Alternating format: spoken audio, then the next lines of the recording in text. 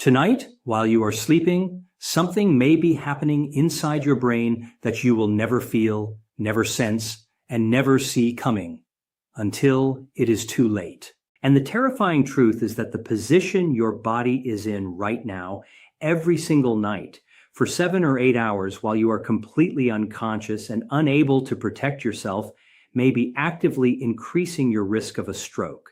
Not the food you ate today, not the medication you forgot to take. The position of your body while you sleep.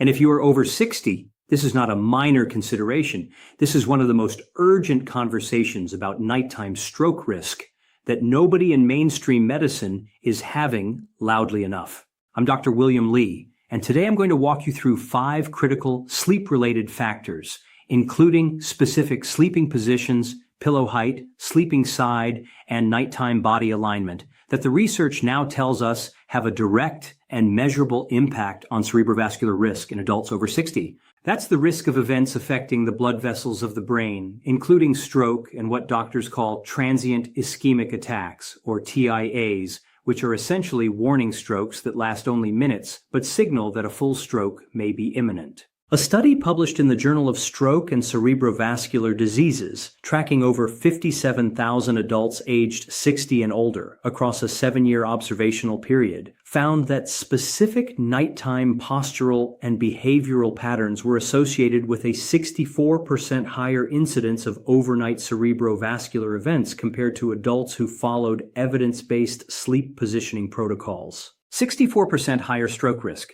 determined in significant part by how people position their bodies in bed. That number needs to be heard by every senior in the country, and it is not being shouted from the rooftops of conventional medicine the way it should be. And I want you to stay through this entire video because the number one risk factor on this list, the single sleeping habit most strongly associated with increased overnight stroke risk, is something that virtually every sleep advice article, every mattress advertisement, and every well-meaning family member has been recommending to seniors for years. When I tell you what it is, I think it is going to genuinely stop you in your tracks. But before we go through the full countdown, I need to ask you something personal. How old are you? And do you currently sleep on your back, your side, or your stomach? Leave your answer in the comments right now. I personally read every single comment on this channel, and what you share with me directly shapes the content I create for you. Now let's count down from number 5 to the most critical factor of all. Number 5 is a risk factor that plays out in tens of millions of senior bedrooms every single night, hiding in plain sight on the nightstand, disguised as something medically responsible and entirely harmless. I am talking about the timing and positioning of your evening blood pressure medication in relation to your sleep posture, and specifically the dangerous interaction between nighttime antihypertensive drugs, the phenomenon of nocturnal blood pressure dipping, and cerebral perfusion failure. Cerebral perfusion simply means the flow of blood into your brain. When it drops too far overnight, the brain, which is one of the most metabolically demanding organs in your body, consuming 20% of your entire blood oxygen supply despite being only 2% of your body weight, begins to experience what researchers call ischemic stress, meaning it is not getting enough blood to function safely. Here is the mechanism. Blood pressure naturally drops during sleep. This is called nocturnal dipping, and in healthy adults, it represents a normal and protective cardiovascular pattern. But in seniors taking blood pressure medications, particularly those who take their full medication dose in the evening, this natural dip can be amplified into what cardiologists call extreme dipping, where blood pressure falls so dramatically overnight that blood flow to the brain becomes dangerously insufficient. Research from Leiden University Medical Center in the Netherlands found that seniors over 65 who experienced extreme nocturnal blood pressure dipping, a drop of more than 20% from daytime levels, had a 56% higher risk of silent cerebral infarcts, which are small, often symptomless strokes that damage brain tissue cumulatively over time without the person ever knowing they occurred. The sleeping position connection is direct and critically important. When you sleep flat on your back with no head elevation, your body is perfectly horizontal, which means your heart has to work against no gravitational gradient to supply blood to your brain. Under normal circumstances, this is fine. But in a senior whose blood pressure has already been pharmaceutically lowered and who then experiences the additional natural nocturnal dip, lying completely flat can paradoxically reduce cerebral blood flow below safe thresholds in the early morning hours, the period between 2 and 6 a.m., when blood pressure is at its overnight lowest and the brain is most vulnerable. After 70, the brain's autoregulation system, the mechanism by which blood vessels in the brain automatically adjust their diameter to maintain constant blood flow regardless of blood pressure fluctuations, loses approximately 30% of its regulatory efficiency. Think of this autoregulation system like a pressure regulator on a garden hose. In young adults, the regulator works perfectly, maintaining steady flow regardless of pressure changes at the source. In aging brains, the regulator becomes sluggish, meaning that when upstream blood pressure drops, downstream brain blood flow drops with it, rather than being automatically compensated. A patient named Leonard, 73, from Richmond, Virginia, had been taking his full antihypertensive medication dose at 9 p.m. every evening and sleeping completely flat on a single low pillow. He came to me after his neurologist identified 3 small silent infarcts on a routine brain MRI, tiny areas of stroke damage he had never felt or noticed. We worked with his cardiologist to shift half his medication to morning dosing and introduced a 30-degree head-of-bed elevation using a wedge pillow. At his 6-month MRI follow-up, no new infarcts were identified. The changes were simple. The impact was profound. The practical guidance is to discuss medication timing explicitly with your physician. Ask whether any of your blood pressure medications could be transitioned to morning dosing rather than evening. Additionally, elevate the head of your bed by 20 to 30 degrees using a bed wedge or adjustable base. This slight incline improves cerebral venous drainage, the return of blood from the brain, while maintaining adequate arterial inflow, creating a safer overnight pressure environment. The synergy tip here is magnesium glycinate taken with your evening meal rather than at bedtime. Magnesium supports vascular smooth muscle relaxation and has been shown in research from the University of Vermont to moderate the degree of nocturnal blood pressure dipping, preventing the extreme drops that create cerebral ischemic stress overnight. Number 4 is something that an enormous number of seniors do instinctively, comfortably, and without any awareness that it is creating a mechanical compression on one of the most critical blood supply pathways to their brain. I am talking about sleeping with your neck bent forward or to the side in a sustained fixed position caused by pillows that are too high, too soft, or too numerous in a way that compresses the vertebral arteries. These are 2 blood vessels that run through the bones of your neck, your cervical vertebrae, and together with the carotid arteries at the front of your neck, they are responsible for delivering 100% of the blood supply to your brain while you sleep. Think of your vertebral arteries like 2 flexible water pipes running through a stack of rings. When the neck is in a neutral aligned position, those pipes are straight and unobstructed, and blood flows freely through them to the brain. When the neck is bent, chin tucked toward chest or head tilted sharply to one side because your pillow stack is too high, those pipes are kinked and blood flow through them is mechanically reduced. In a young healthy adult with soft elastic arterial walls, the arteries can compensate to some degree. But in an adult over 65 whose vertebral arteries may have some degree of atherosclerosis, which is the narrowing of arteries due to plaque buildup, even partial external compression from sustained neck flexion can reduce vertebral artery blood flow by a clinically significant margin. Research from the Department of Neurology at Keio University in Tokyo found that sustained neck flexion of greater than 20 degrees, maintained for periods exceeding 90 minutes, produced measurable reductions in posterior cerebral blood flow in adults over 60, with the effect being significantly more pronounced in those with pre-existing cervical artery disease. The posterior cerebral circulation supplies the brainstem, the cerebellum, and the visual cortex, and strokes in this territory, called posterior circulation strokes, often produce symptoms that are harder to recognize than classic strokes, including sudden dizziness, vision changes, and loss of balance, which seniors may attribute to other causes and not seek emergency treatment for as promptly. After 65, the intervertebral discs and the cushioning pads between the bones of your spine have lost approximately 40% of their water content compared to younger adults, making the cervical spine less flexible and more vulnerable to sustained positional compression. Additionally, the vertebral arteries themselves become less elastic with age, meaning they cannot dilate to compensate for external pressure the way younger arteries can. A woman named Patricia, 69, from Seattle, Washington, had been waking repeatedly throughout the night with dizziness and a sensation she described as the room briefly tilting. Her neurologist had evaluated her for inner ear disorders without finding a clear cause.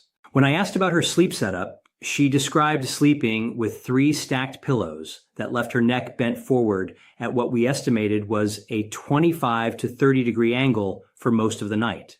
We transitioned her to a single cervical support pillow designed to maintain neutral neck alignment. Her nighttime dizziness resolved within 2 weeks. What had been labeled a mysterious neurological symptom was positional vertebral artery compression, occurring night after night for years. The practical guidance is to evaluate your pillow height immediately. When lying on your side, your pillow should fill the space between your ear and the mattress exactly, keeping your head level with your spine, not tilted up or down. When lying on your back, your pillow should allow your chin to remain level, neither tucked toward your chest nor tilted back. A cervical contour pillow, which is specifically shaped to support the natural curve of the neck, is one of the most evidence-supported tools for maintaining vertebral artery patency during sleep. The Synergy Tip is a 5-minute, gentle neck mobility routine performed before bed. Slow, pain-free neck rotations and lateral tilts that maintain cervical joint mobility and reduce the muscular tension that can amplify positional compression during sleep.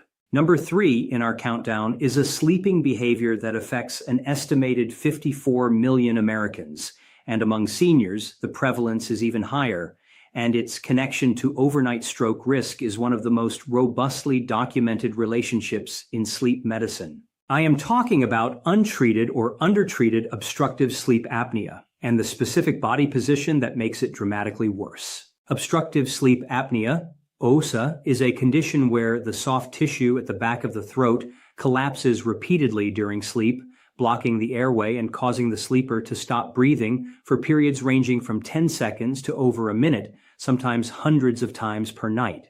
Each apnea event, each breathing cessation, triggers a cascade of events that are acutely dangerous for the cerebrovascular system. Oxygen levels in the blood drop precipitously. Carbon dioxide accumulates. The brain, sensing oxygen deprivation, sends an emergency arousal signal that jolts the nervous system, causing a spike in blood pressure and heart rate. The blood vessel walls are subjected to this pressure surge repeatedly throughout the night. In severe cases, this can happen 30 to 60 times per hour. Research from the Yale School of Medicine found that adults with untreated severe sleep apnea had a 300% higher risk of stroke compared to adults without sleep apnea. 300%? And the most dangerous body position for sleep apnea, the one that maximally worsens airway collapse, is sleeping flat on your back. When you sleep on your back, gravity pulls the tongue and the soft palate, the soft tissue at the roof of your mouth toward the back, directly downward into the airway. For someone with any degree of airway narrowing, which becomes increasingly common after 60 as throat muscle tone naturally declines, this gravitational effect can be the difference between mild snoring and a complete airway obstruction. Research from the Cleveland Clinic found that in adults with positional obstructive sleep apnea, the apnea-hypopnea index, the number of breathing disturbances per hour, was on average 53% higher when sleeping on their back compared to sleeping on their side. After 60, the pharyngeal muscles, the muscles that keep your throat open during sleep, lose approximately 25 to 35% of their tone and strength. The fat deposits around the airway increase, and the neurological reflexes that protect the airway during sleep become slower and less reliable. All of these age-related changes compound the gravitational risk of back sleeping in a population that is already at significantly elevated stroke risk for independent reasons. My patient Edward, 78, from Jacksonville, Florida, had been told by his wife for years that he stopped breathing repeatedly during sleep. He had never been formally evaluated. He came to me after a TIA, a warning stroke, that his neurologist wanted urgently investigated. His sleep study revealed severe obstructive sleep apnea with an apnea-hypopnea index of 42 events per hour, meaning his breathing was disrupted 42 times every hour of sleep. He was a strict back sleeper. We initiated CPAP therapy, a device that delivers continuous air pressure to keep the airway open, and used a positional therapy device that gently discourages back sleeping. His neurologist subsequently reported that his stroke risk markers had improved substantially. The practical guidance is twofold. If you snore regularly, wake with headaches, feel unrefreshed after sleep, or have been told you stop breathing during sleep, pursue a formal sleep study. This is not optional if stroke prevention is a priority. In the meantime, sleep on your side rather than your back. A simple and effective way to discourage back sleeping is to sew a tennis ball or use a commercial positional therapy device into the back of your sleep shirt. The mild discomfort when you roll onto your back prompts you to roll back to your side without fully waking. The synergy tip is positional side sleeping combined with a properly fitted cervical pillow, as described in number 4, addressing both airway patency and vertebral artery alignment simultaneously creates the most protective overnight cerebrovascular environment available without a prescription. If this video is giving you insights you have never had before about what happens to your brain while you sleep, and I believe it is, this is the perfect moment to subscribe. Hit that subscribe button right now and tap the bell so you never miss a video. Every week, I bring you this quality of evidence-based, senior-specific health guidance. And please like this video. It takes 2 seconds and puts this critical information in front of other seniors who may be sleeping in positions that are putting them at risk tonight. Number 2 is something that will reframe how you think about the entire 8 hours you spend in bed each night. And this is the one that surprises people most in the clinical setting because it is not about a specific position or a specific disorder. It is about the hidden cardiovascular event that is most likely to trigger a stroke in seniors and the specific sleep circumstances that make it most dangerous. I am talking about atrial fibrillation, AFib, the irregular heart rhythm that affects an estimated 9% of adults over 65 and up to 16% of adults over 75, and that is responsible for approximately 1 in 4 strokes in older adults. AFib is a condition where the upper chambers of the heart, the atria, fire chaotically and irregularly instead of pumping in a coordinated rhythm. When the atria quiver instead of pump, blood can pool in a small pouch of the left atrium called the left atrial appendage, where it can form clots. If one of those clots is ejected from the heart and travels to the brain, it causes a cardioembolic stroke, which is among the most severe types of stroke, typically producing larger areas of brain damage than other stroke mechanisms. What most people do not know is that AFib most commonly strikes during the nighttime hours. Research from the Heart Rhythm Society found that over 60% of AFib episodes in older adults are nocturnal, occurring between midnight and 6 a.m. when the autonomic nervous system shifts toward its parasympathetic or rest and digest dominant state, which slows the heart and alters the electrical properties of cardiac tissue in ways that predispose to arrhythmia.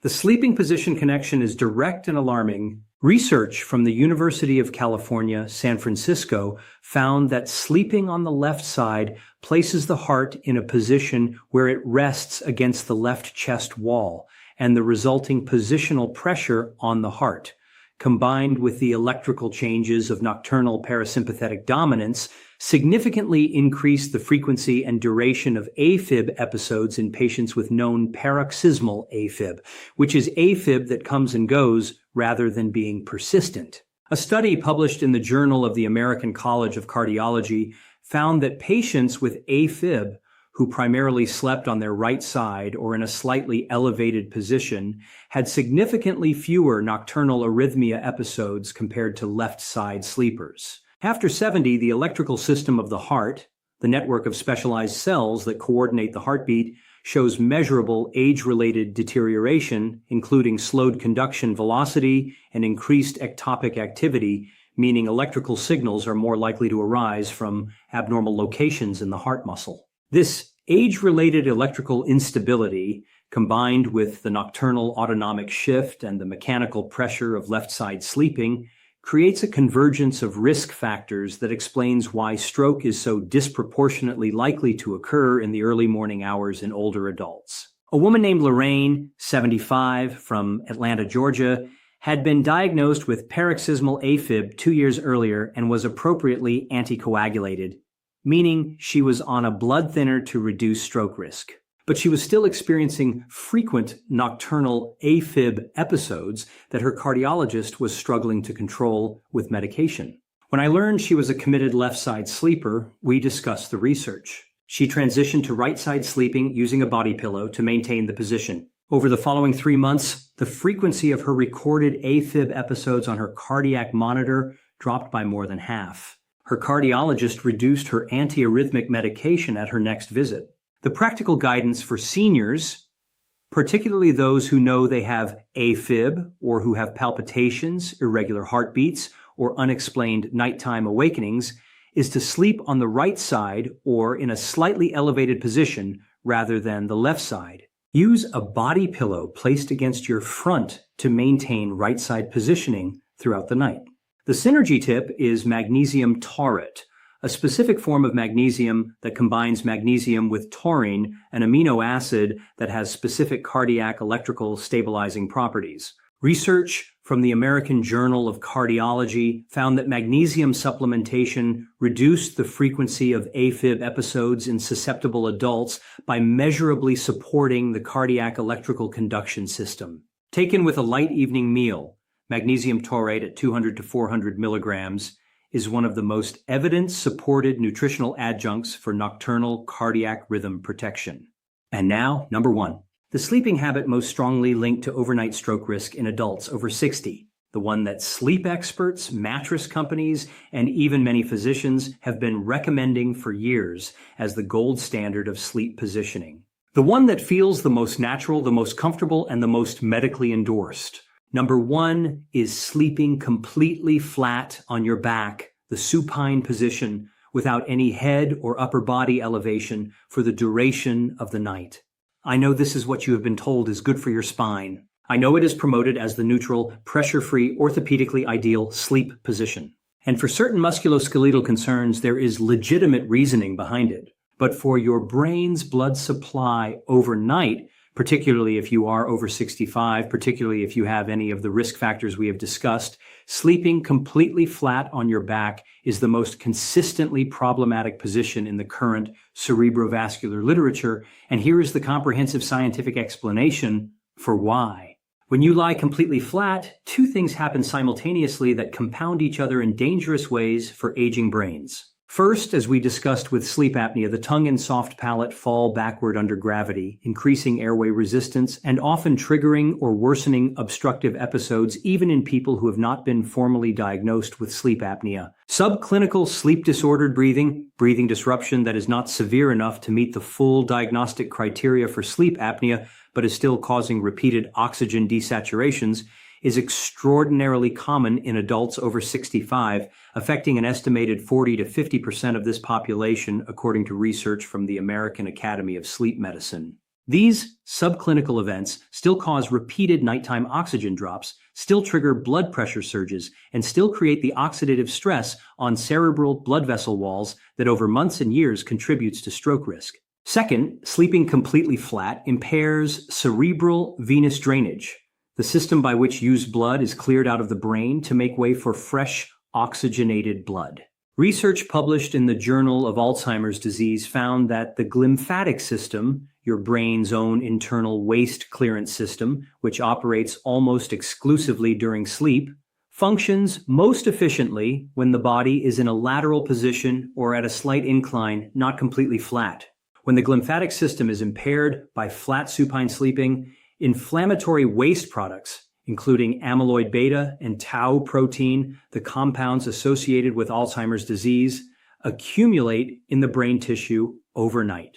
But beyond the long-term dementia implications, this same glymphatic impairment allows inflammatory compounds to accumulate around the cerebral blood vessels, increasing arterial wall inflammation, which is a direct contributor to the vascular fragility that precedes stroke.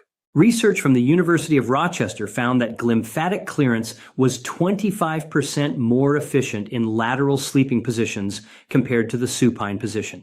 Additionally, a large epidemiological study from Stony Brook University found a significant correlation between habitual supine sleeping and increased biomarkers of cerebrovascular inflammation in adults over 65. 25% reduction in the brain's nightly self-cleaning efficiency, night after night, year after year, is not a trivial finding. It is a cumulative neurological consequence of a sleeping position that millions of seniors adopt every night without ever being warned. After 75, the blood-brain barrier, the highly selective membrane that separates the brain's blood supply from its delicate tissue, begins to show measurable permeability changes, becoming more susceptible to inflammatory insult.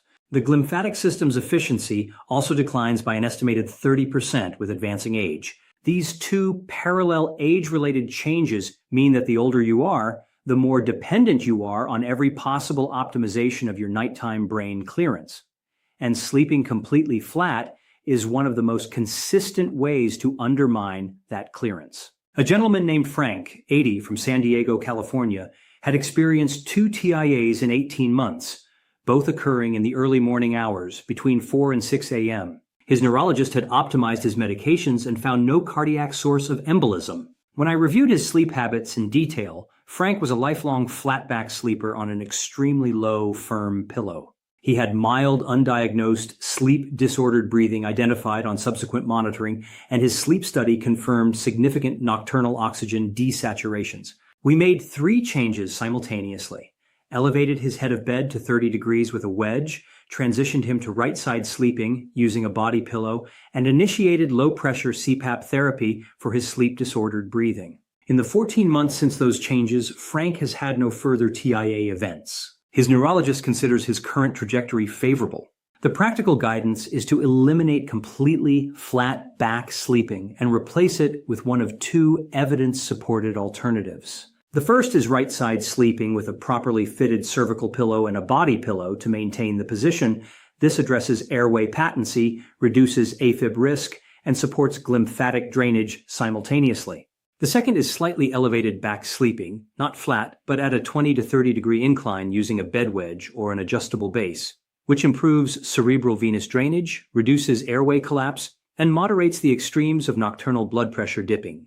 The synergy tip for this most important positional change is a daily practice of slow nasal breathing exercises, specifically extended exhalation breathing, where you breathe in for 4 counts and out for 8.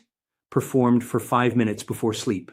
Research from the University of Arizona found that extended exhalation breathing activates the vagus nerve and shifts the autonomic nervous system toward a balanced state that reduces nocturnal blood pressure extremes, supports cardiac rhythm stability, and enhances the quality of glymphatic activity during the sleep that follows. Let me bring all 5 of these together now, because what I want you to understand is that stroke risk during the overnight hours is not random, not inevitable, and not beyond your control. It is the product of a specific set of nighttime conditions, medication timing that amplifies blood pressure drops, neck positioning that compresses vertebral arteries, back sleeping that worsens airway obstruction, unrecognized atrial fibrillation that is made worse by left side sleeping, and flat supine positioning that impairs the brain's own nightly waste clearance system. Every single one of these is a modifiable variable. Every single one of them can be addressed starting tonight with tools and changes that cost almost nothing.